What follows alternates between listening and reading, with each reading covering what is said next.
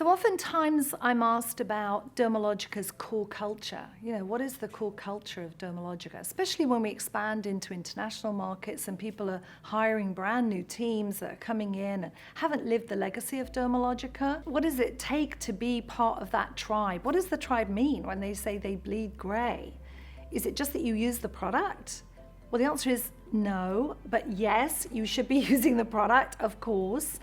However, it's different than that. When you're part of Dermalogica and you're on the inside track of Dermalogica, you work for Dermalogica, you're part of that core culture. And I believe that core culture starts with our own vulnerability. I think it starts with our own ability to tap into our empathy. I was once told many years ago, you never fall in love with your own publicity because you wrote it yourself. In other words, stay real and stay humble. What is it really all about? It starts with empathy, and I mean everyday acts of it. I mean that when a student comes in and they're here for a class and they're having lunch in the cafeteria area or the sitting area that you have in the training center perhaps, you go over and say hello, that you're available, that you're open to it, that we're friendly. I know it sounds simplistic, but honestly, it starts with that. It doesn't end with that, but it starts with that.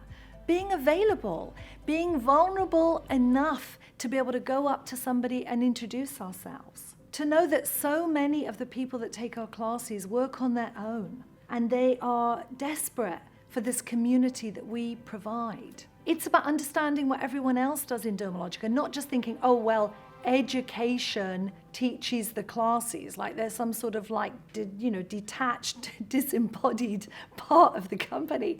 That's our heartbeat.